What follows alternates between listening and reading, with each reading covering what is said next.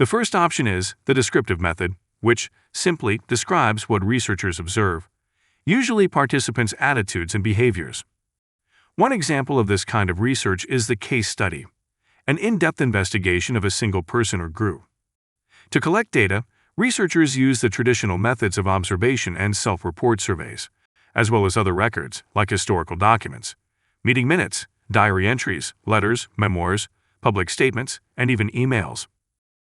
For example, we could observe a specific sports team and then describe how the members interact while playing the game.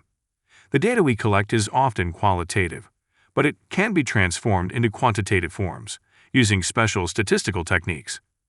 Case studies are valuable for the rich details they provide about the phenomenon of interest, and they focus on naturally occurring groups.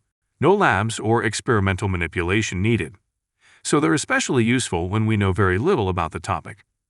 Clinical psychologists often use this method to learn about the effects of new medications or treatments on a small group of patients.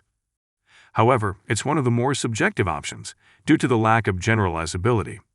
And unfortunately, the necessary records are too often scarce, incomplete, or inaccurate. Plus, it can take weeks, months, or even years to conduct a comprehensive case study.